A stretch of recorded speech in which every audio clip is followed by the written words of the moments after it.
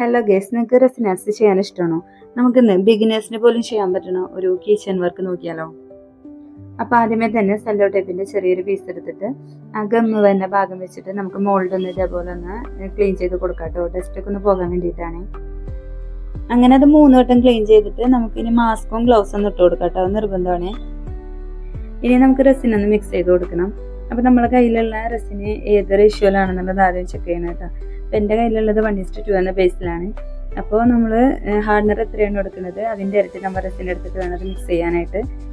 അങ്ങനെ പിന്നെ ഈ റെസിന് സാവധാനം ഇങ്ങനെ ഇളക്കി നമ്മളതൊന്ന് മിക്സ് ചെയ്തെടുക്കണം കേട്ടോ. ഞാനിവിടെ ഒരു 10-15 മിനിറ്റോളം വെച്ചിട്ട് തന്നെയായിട്ടത് മിക്സ് ചെയ്തെടുത്തിരിക്കുന്നത്. ഇനി അതിൽ നിന്ന് കുറച്ച് റെസിന് 2 ഗ്ലാസ്സിലോട്ട് മാറ്റിയിട്ട് ഞാൻ പിന്നെ മൈക്ക പൗഡർ ആഡ് ചെയ്തിട്ട് കളറൊന്ന് മിക്സ് ചെയ്യുന്നുണ്ട് കേട്ടോ. അപ്പോൾ ഒരെണ്ണത്തിൽ ഒരു ബ്ലൂ കളറും ഒരെണ്ണത്തിൽ റോസും കൂടെയും ആഡ് ചെയ്ത് കൊടുത്തിട്ട് പിന്നെ നമുക്കങ്ങനെ 3 ഗ്ലാസ്സിലോട്ടായിട്ട് ഇതൊന്ന് മാറ്റി വയ്ക്കാം. അപ്പോൾ ഞാൻ ഇങ്ങനത്തെ സീക്വൻസ് ഒക്കെ വെച്ചിട്ടാട്ടോ ഇതൊന്ന് റെസിനൊന്ന് ഫില്ല് ചെയ്തെടുക്കുന്നത്.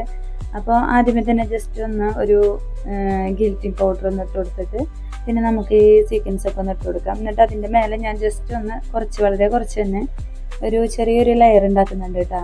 പ്ലെയിൻ റെസിൻ കൊണ്ടാണ് അത് ചെയ്യുന്നത്. അത് കഴിഞ്ഞിട്ട് ഞാൻ അതിൻ്റെ മേലെ നമ്മളുടെ ലെറ്റർ ബീഡ്സ് ഒക്കെ ഒന്ന് വെച്ച് കൊടുക്കുന്നുണ്ട്. അത് കഴിഞ്ഞിട്ട് നമുക്ക് നേരത്തെ നമ്മൾ മിക്സ് ചെയ്ത് വെച്ചിരിക്കുന്ന കളർ റെസിനില്ലേ അത് ജസ്റ്റ് ഒന്ന് ഇതേപോലെ ഒന്ന് ഒഴിച്ചു കൊടുത്തിട്ട് പിന്നെ നമുക്ക് ഒരു ടൂത്ത് പിക്കോ എന്തെങ്കിലും വെച്ചിട്ട് ജസ്റ്റ് ഒന്ന് മിക്സ് ചെയ്ത് കൊടുക്കാം കേട്ടോ.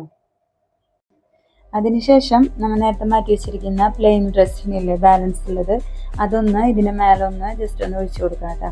ലാസ്റ്റ് എല്ലായിടത്തും ഇതൊന്ന് സ്പ്രെഡ് ചെയ്ത് കൊടുക്കാം. അങ്ങനെ ഇത് പിന്നെ നമുക്ക് ഒരു 24 മണിക്കൂർ ഒരു ദിവസം തന്നെ വെച്ചിട്ട് വേണം കേട്ടോ അതൊന്ന് സെറ്റാക്കി എടുക്കാനായിട്ട്. അങ്ങനെ പിറ്റേ ദിവസം ഡിമോൾഡ് ചെയ്തെടുക്കാം. അതിനുശേഷം നമുക്ക് അതിൻ്റെ എഡ്ജൊക്കെ ഒന്ന് ഒരു സാൻഡ് പേപ്പർ വെച്ചിട്ട് ഒന്നും കൂടെ ഒന്ന് നീറ്റാക്കി എടുക്കാം കേട്ടോ. ഇനി ഇതൊന്ന് നമുക്ക് ഒരു കിച്ചണിലൊന്ന് ഇട്ട് കൊടുക്കാം കേട്ടോ. അപ്പോൾ അത്രയേ ഉള്ളൂ. അപ്പോൾ സിമ്പിളായിട്ട് തുടക്കക്കാർക്കാണെങ്കിൽ പോലും പെട്ടെന്ന് തന്നെ ചെയ്തെടുക്കാൻ പറ്റുന്ന ഒരു റെസിൻ ആർട്ടാണ് കേട്ടോ. അപ്പോൾ ഇഷ്ടമാണെന്നുണ്ടെങ്കിൽ ഒന്ന് ട്രൈ ആക്കി നോക്കണേ. അപ്പോൾ അത്രയേ ഉള്ളൂ കേട്ടോ. ബൈ.